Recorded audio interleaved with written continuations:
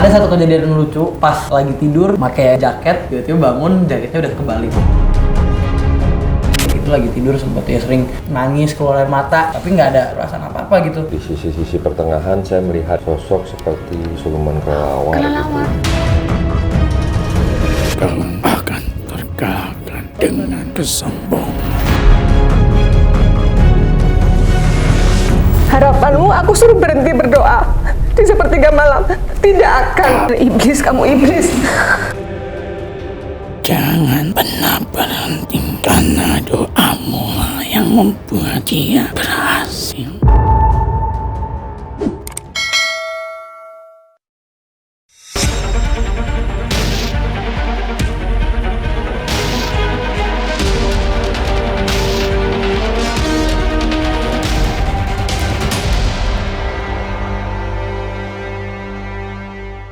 Assalamualaikum Sobat Mata Langit, jumpa lagi dengan saya Ratna Listi. Saya Bang Malangit. Di channel kesayangan kita semua, Mata Langit. Semoga Sobat Mata Langit sehat walafiat dan selalu dalam lindungan Allah Subhanahu wa Ta'ala.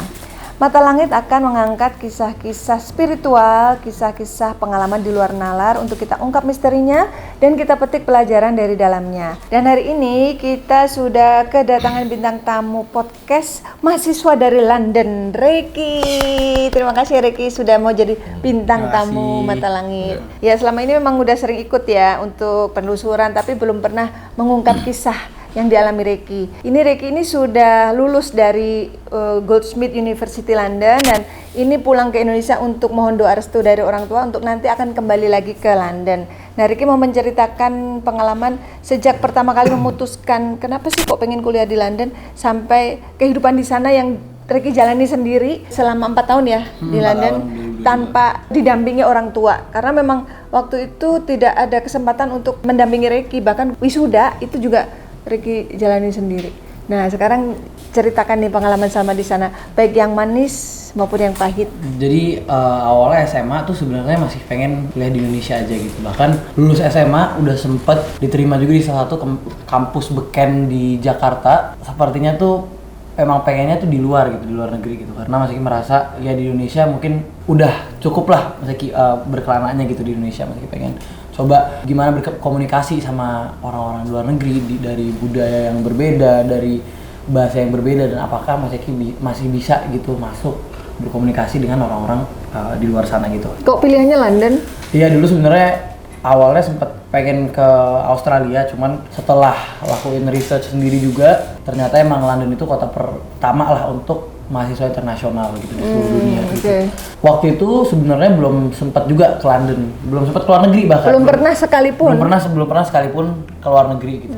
Ketika masih izin nih sama Mami untuk kuliah di sana kan, Mami bilang Mami nggak punya referensi apa-apa soal negara itu, soal pendidikan di sana. Reiki cari sendiri, daftar sendiri, yang penting bertanggung jawab, lalu kita bagi tugas. Mami yang berjuang mendapatkan biayanya, Reiki yang berjuang untuk meraih cita-citanya di sana gitu kan. Nah terus Reiki yang dilakukan nyari agen. Iya, kira nyari informasi sendiri lah gimana lah cara kuliah di London. Nggak sama seperti di Indonesia, perlu ya ada penjajakan dulu lah di Foundation sana. Ya, 1 tahun sebelum kuliah S1. Alhamdulillah sih tiba-tiba udah sampai di sana lah, udah sampai di London, Inggris kan. Kayak dapat kemudahan gitu ya? Iya, alhamdulillah dapat kemudahan. Dulu tahun pertama pas kuliah itu sebenarnya tinggalnya di kayak apartemen gitu lah, di student accommodation gitu namanya. Ada satu kejadian lucu pada saat itu, masih itu sempat pas lagi tidur pakai jaket, tiba-tiba bangun jaketnya udah kebalik gitu. Baliknya juga udah dipakai di tangan gitu, jadi dia hoodie-nya tuh harusnya begini, kupluknya jadi taruhnya gini nih ke belakang. Gue tidur pakai jaket, tapi jaketnya perasaan tadi nggak ini dah, nggak kebalik. Terus sekarang kebalik jaketnya nih, tuh kayak ada yang balik. Menurut Mami itu nggak lucu, kejadian aneh. Terus apa yang terpikir? Masa ada setan di London? Ya kalau ada kepikiran jin, gitu nggak? Nggak juga sih sebenarnya, karena masih udah tau lah bahwa kayak jin itu emang harus diimani gitu, harus dipercaya gitu kan. Oh, di mana-mana ada. Di mana-mana ada. Nah, terus abis itu semua di tahun pertama tuh benar-benar semua mulus lah. Nggak ada homesick, nggak ada namanya kangen-kangen keluarga, kangen mami, kangen Eca, nggak ada. Dan pada saat itu juga semuanya dari segi akademis, dari segi sosial, dari segi olahraga gitu, semuanya tuh naik terus gitu. Mas Eki tuh di Semangat. tempat tinggal semuanya ada teman-teman yang khusus nyambut Mas Eki gitu, dan di situ juga ada beberapa kelompok pertemanan gitu yang Mas Eki main gitu, ada teman-teman orang-orang agak-agak dewasa dan teman-teman yang kerjanya kayak mungkin yang anak-anak SMA yang masih kerjanya main pingpong, have fun, ketawa-tawa, ada yang kayak ya udah cuman nongkrong doang. Jadi Nah, ada itu gitu. bisa berteman dengan yang lebih tua bisa, yang lebih muda juga bisa di sana. Dan waktu itu belum tahu juga gitu kalau ada perhimpunan pelajar Indonesia di London gitu. Jadi ya semua teman Indonesia yang masih kenal juga itu pada saat itu ininya impresinya baik lah ke Mas Eki gitu, impresinya baik. Dan semua teman-teman yang tadi Mas Eki sebutkan juga impresinya baik. Udah gitu juga akademis naik terus, bahkan sempet buka joki tugas juga dulu di sana karena ya merasa wah ini waktunya masih baik yang dipakai nih buat joki tugas.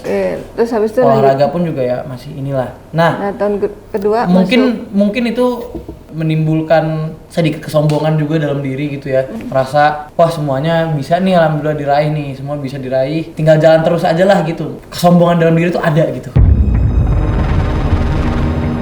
Sholat pun sebenarnya Mas Eki masih terus lanjut, pulanglah ke Indonesia tuh tahun pertama kan, tahun pertama setelah menjajah ke Indonesia, di Indonesia sebentar, lalu balik lagi ke Inggris untuk mulai tahun pertama kuliah. Itu karena sudah nggak tinggal di student accommodation lagi, Mas Eki emang pindah tempat berencana untuk mencari tempat tinggal sendiri. Dan ternyata nyari tempat tinggal di London itu susah gitu, nyari tempat tinggal untuk disewa gitu, karena pastinya selalu nyari yang miring gitu kan, harganya relatif murah dan tempatnya semuanya nyaman lah, aksesnya juga nyaman, semuanya ada gitu. Nah di situ pertama-tama Mas Eki nyewa dulu tuh tempat 1 bulan.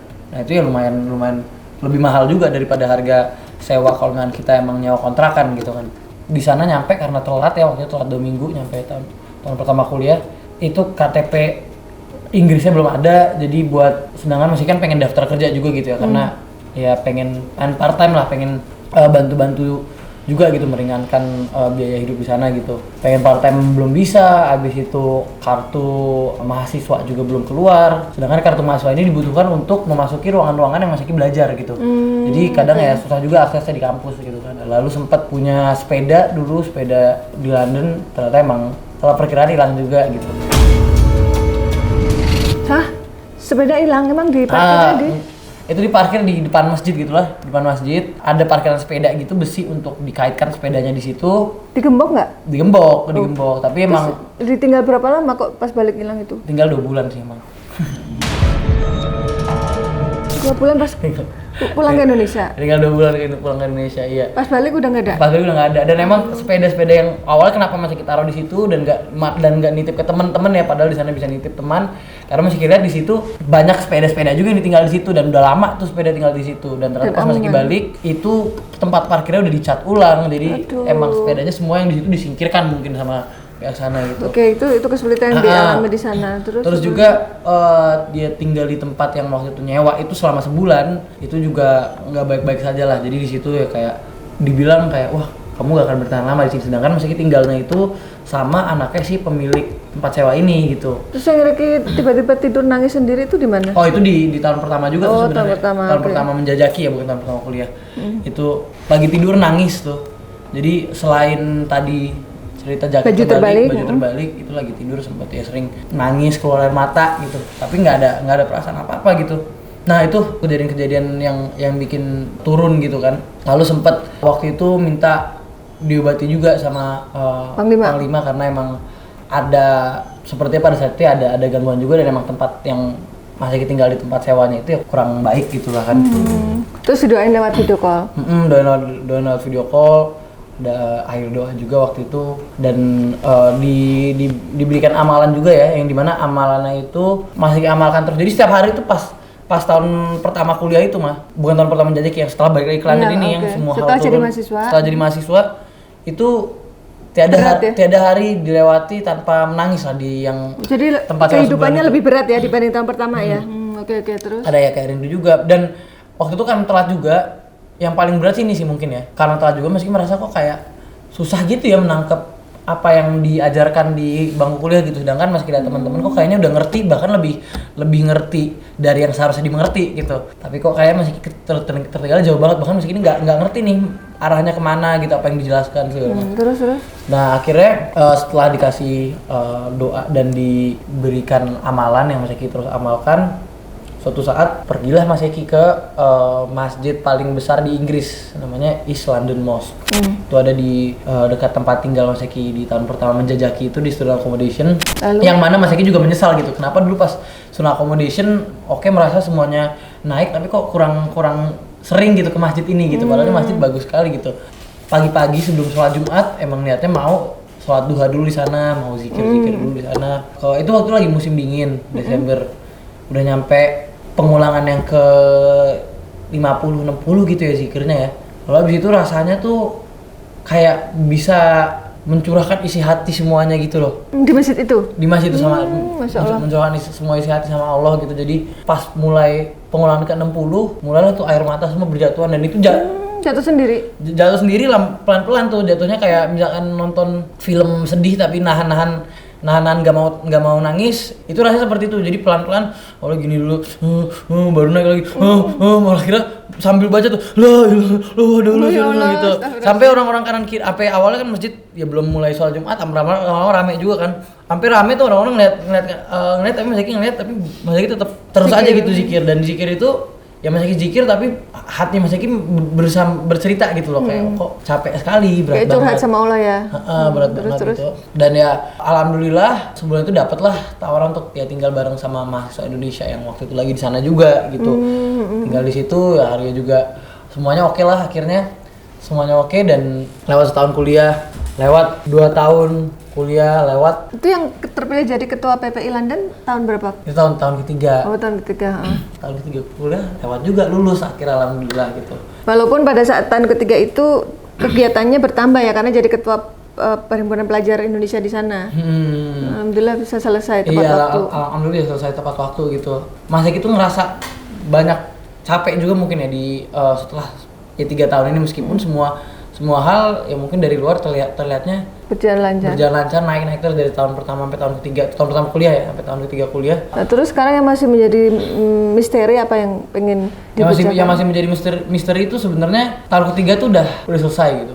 Cuman seringkali Mas Eki masih terpikir masalah-masalah di tahun ketiga kuliah gitu, terutama ya di permasalahan di PPI gitu. Kadang-kadang masih suka terpikir gitu. Tapi ya sekarang sebenarnya aslinya kalau masih rasakan secara logika gitu ya udah selesai nih semua masalah, tapi kadang tuh sempet ya merasa buntu gitu, sampai ruwet sampai menghantam-hantamkan kepala gitu ke dinding gitu.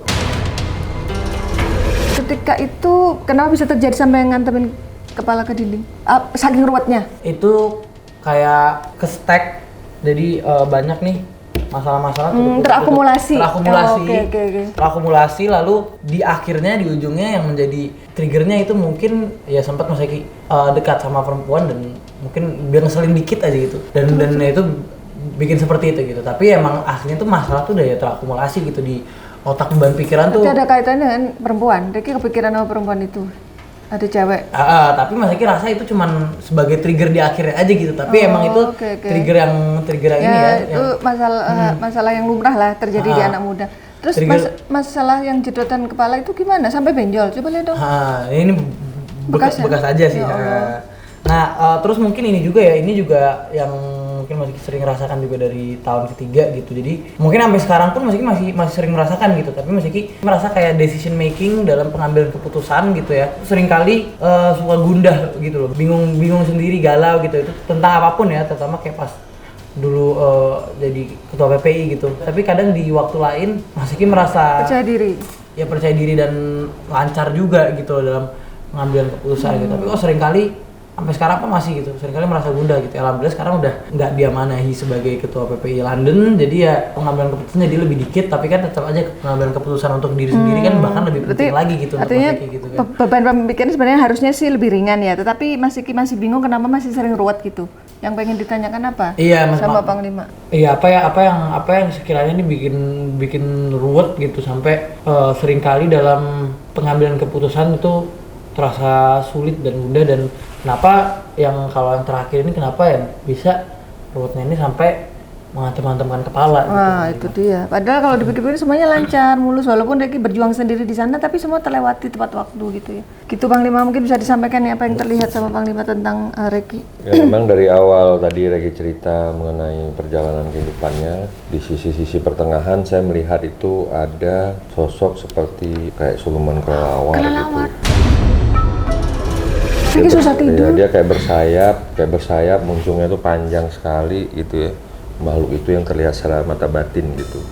Jadi matanya merah, jadi hal itu yang membuat Regi itu sulit terkadang membuat sebuah keputusan yang tegas dan punya sikap untuk menentukan arah masa depan hidupnya gitu. Padahal dari sisi perjalanan pendidikan yang saya dengar ya termasuk lancar lah kita bilang ya, semua bisa diatasi, artinya ada solusi yang bisa dia lakukan gitu. Tapi memang namanya syaitan tadi itu, dia tidak ingin melihat seorang anak selesai berpendidikan dan bisa membanggakan orang tuanya dan membuat orang tuanya nggak merasakan sia-sia atas apa pengorbanan yang dia lakuin gitu.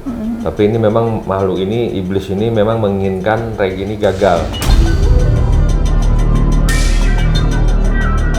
Regi ini putus asa, Regi ini kalau bisa bunuh diri, Astagfirullahaladzim. Regi ini nggak jadi apa-apa, nggak bisa berpikir apapun akhirnya.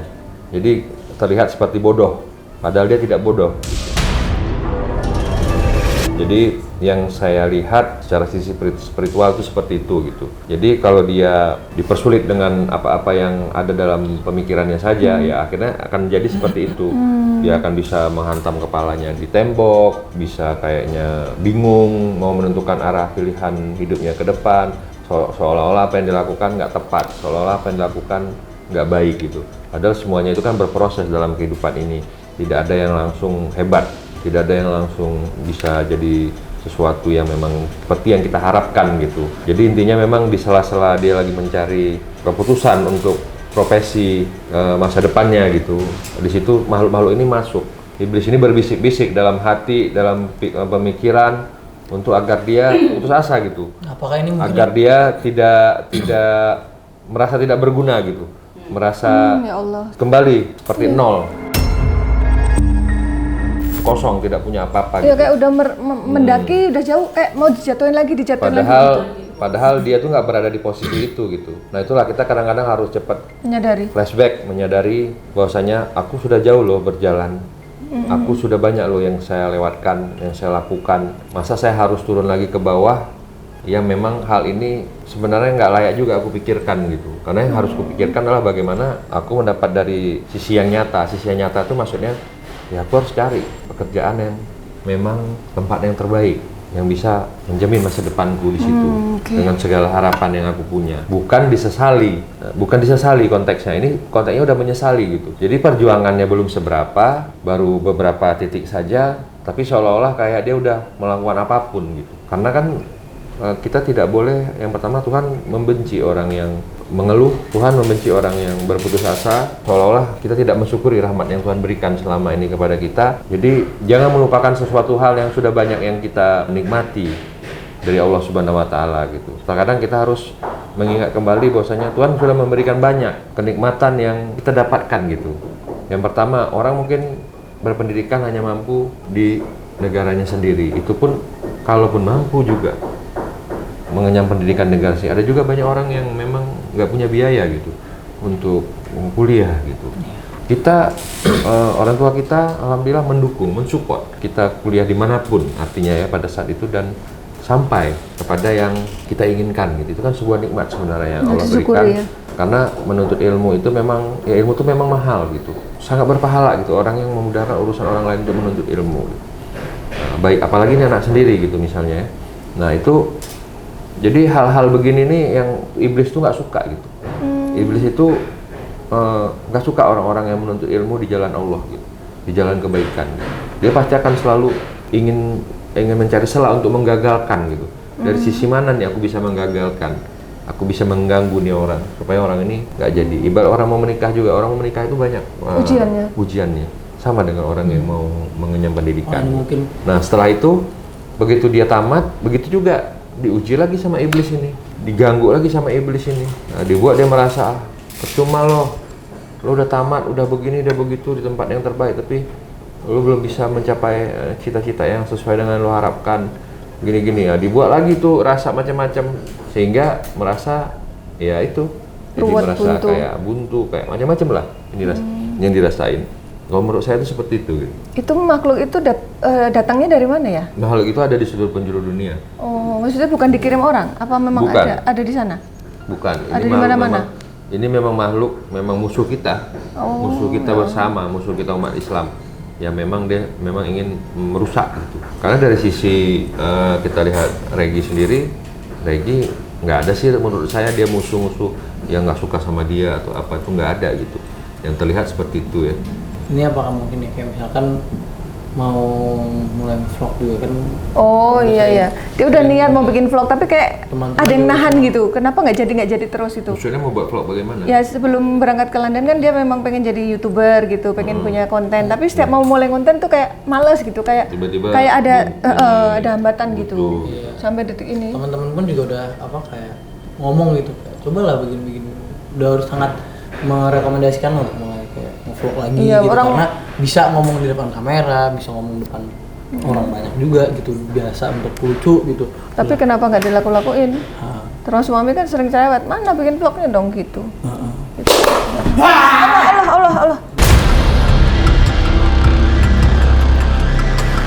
Allah tuh kan ente.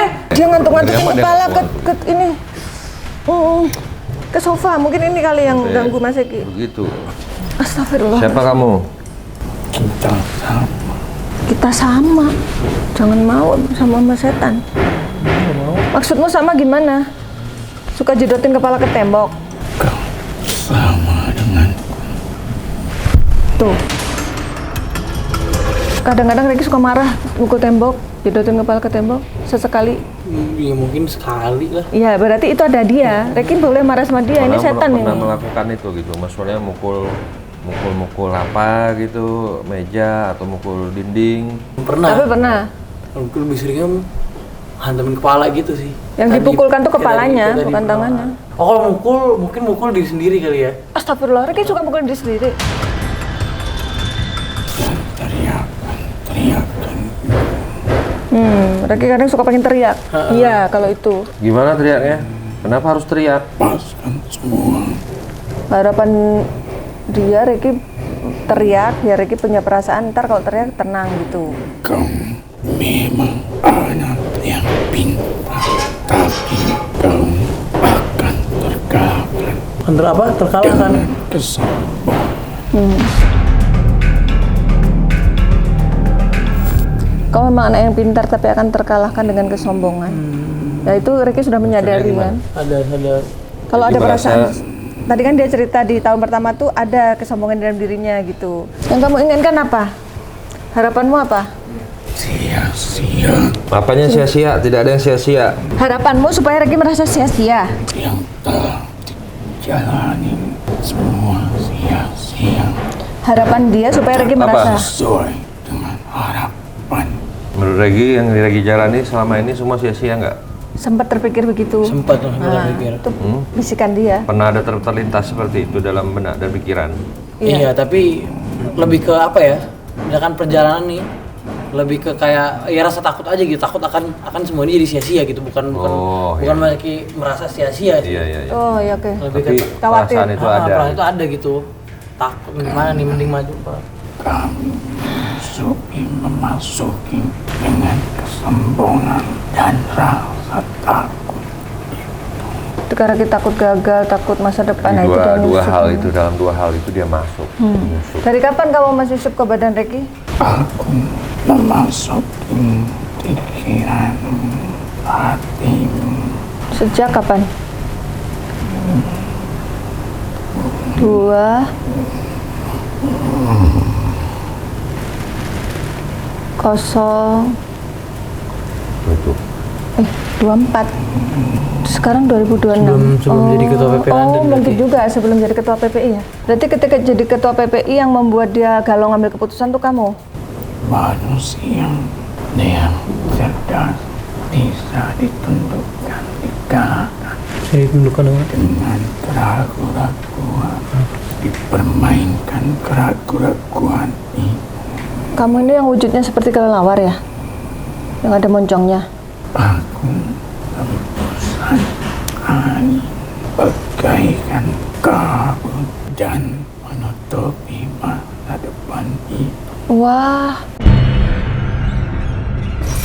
Kurang ajar ini menutupi masa depan itu katanya. Dengan rasa takutmu, kau bersusah payah, tapi kau akan tetap di tempat itu. Nah terus, kamu itu datang ke Reki, siapa yang suruh? Tak ada yang menyuruh Asalmu dari mana? Dari London apa dari Indonesia? dari tanah ini. Dari Indonesia. Terus kamu menyusup ke Reki kapan? Berarti Reki saat pulang tahun 2024.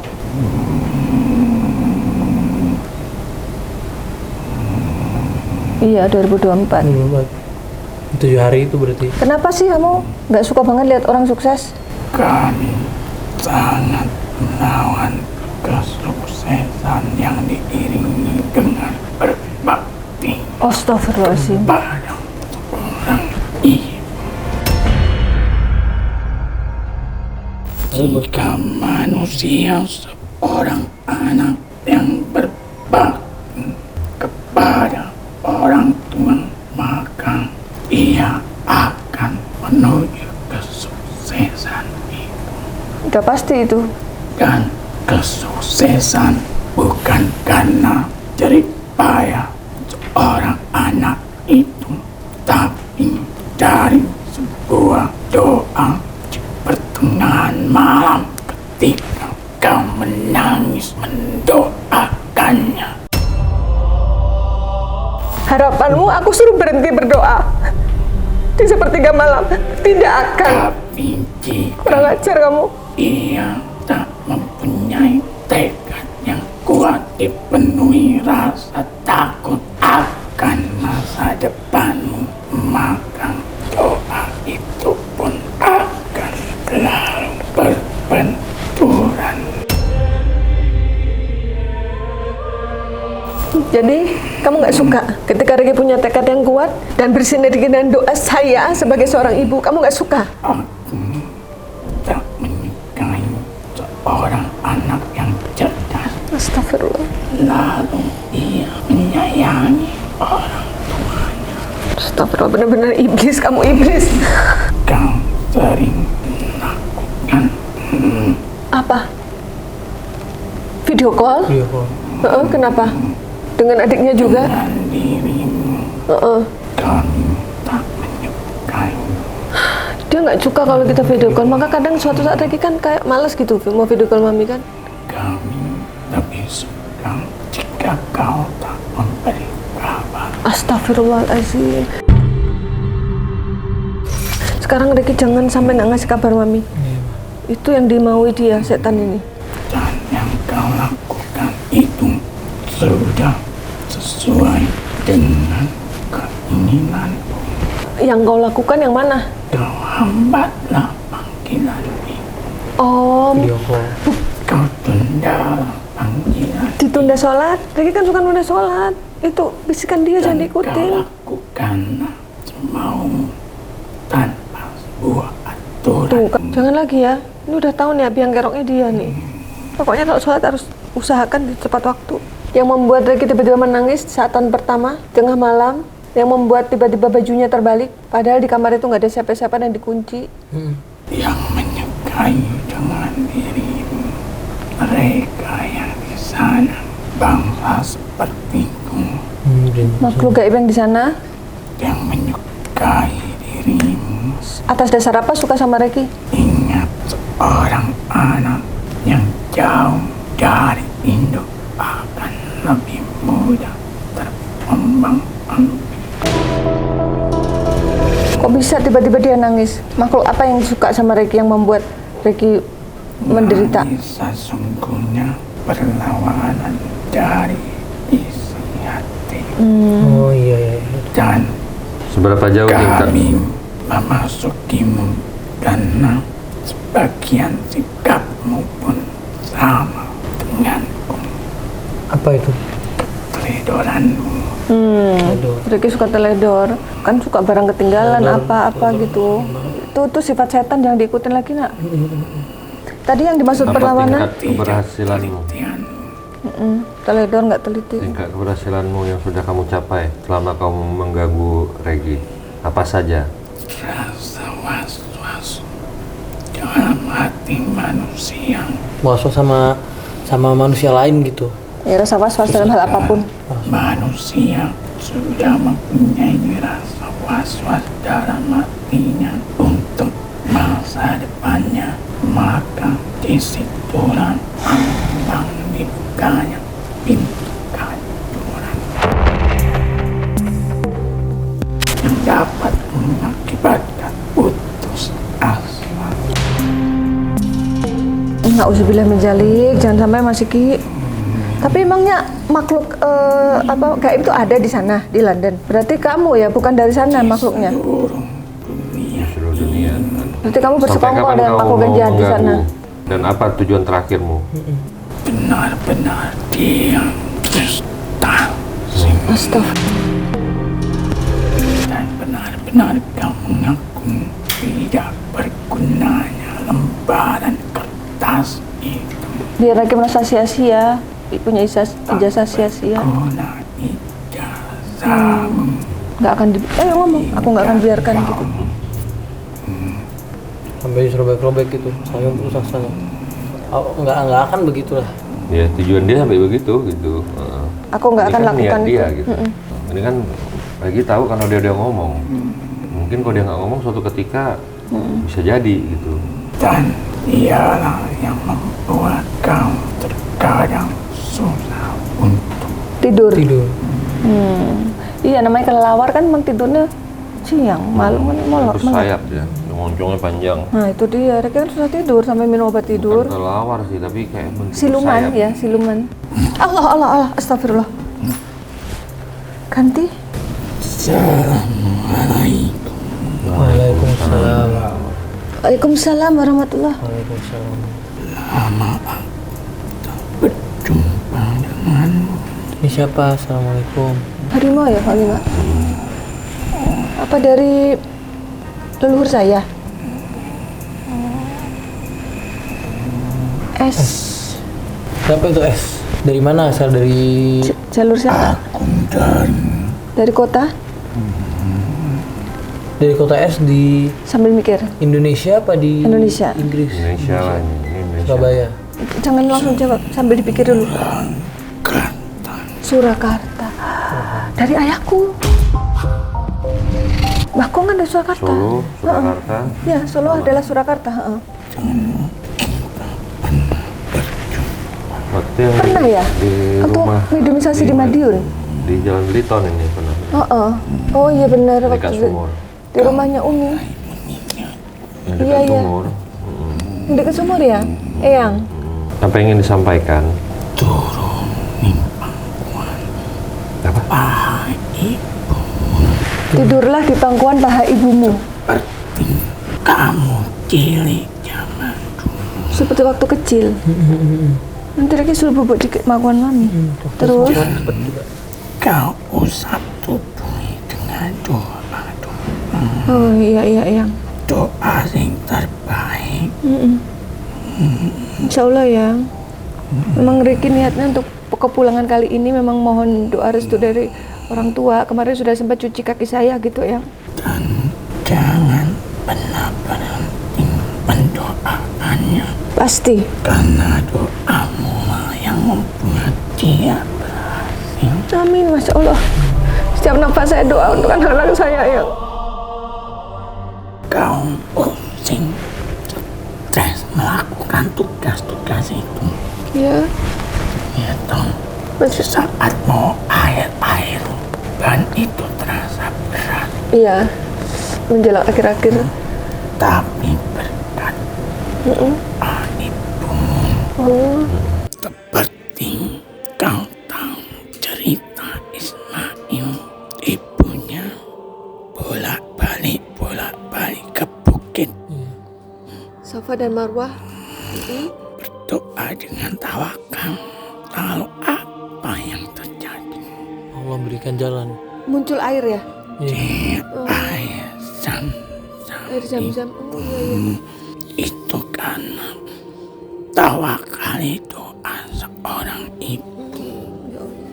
Dia tak bisa menyusu, tapi karena ia tawakal doa bolak-balik menuruni, menaiki bukit, lalu yang dihasilkan air tepat di kaki.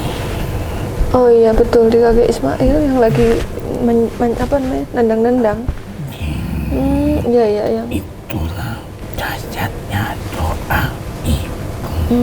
Jaga sabaranmu, ojo buka lawang malu sing ora ketok.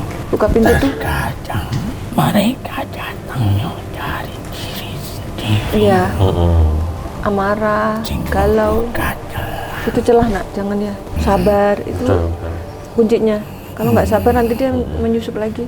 Jadi jangan biarkan mereka memasuki celah-celah ketubuhmu. Dan jangan pernah nundong. Jangan pernah menunda sholat. Ojo dituruti. Misalkan, aduh masih tanggung, jangan. Udah sholat aja gitu. Jangan lupa turunin pangkuan. Jangan lupa tidur di pangkuan mami nanti ya. Kita lakukan, nggak apa-apa nanti. Ya kita langsung lakukan yang Lakukan. Anggap dia masih cilik. Nyanyikan dengan tembang-tembang. Ganti dengan doa-doa. oh iya, insya Allah. Ya dulu kau nyanyikan, tapi lebih bagus ya dengan doa-doa. Iya, doa. Iya dulu waktu kecil emang suka aku nyanyiin sama Deca juga, Mecusin. Kan nanti akan dilakukan lagi tapi tidak dengan lagu tapi dengan doa ya. Usap Ya. dari ujung palai sampai ujung kaki. Insya Allah yang Aku takkan Yang Makasih. mau kembali ke sumur. ojo berhentian dong pertengahan malam ini Insya Allah. untuk mendoakan anak-anak. Insya Allah yang orang tua juga saya doakan, anak-anak juga semuanya. Teruslah berbakti kepada kedua orang tuamu meski sudah tidak ada, Iya. tapi berbakti tak pernah ada kata putus. Insya Allah. Kau bisa membawa namanya dengan amal-amal. Iya, insya Allah sudah dilakukan. Setiap berbuat kebaikan selalu berdoa agar pahalanya mengalir ke kedua orang tua saya gitu yang. Boleh tak titip satu saja? Iya, apa yang? Sumbangkan 2 Al-Quran untuk kedua orang tua. Oh iya. Atas sama kedua orang tua saya. Kemana saya harus menyumbangkannya? Masjid. Agar yang dibaca terus mengalir untuknya. Ya insya Allah yang. Makasih yang.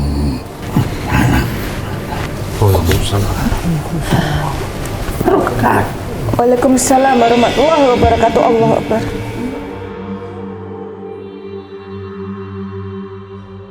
Like a vampire. Vampir. You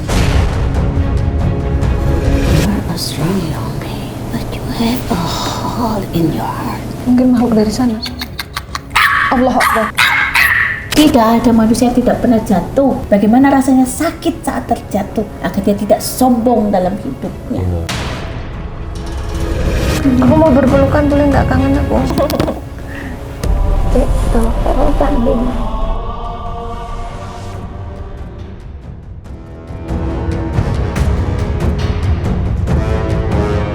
Ya Mas Eki harus semangat terus karena semuanya di sini support dan sayang Mas Eki selalu. Terima kasih Panglima Langit dan juga tim Mata Langit. Sekarang Mas Eki rasanya udah mulai lebih tenang.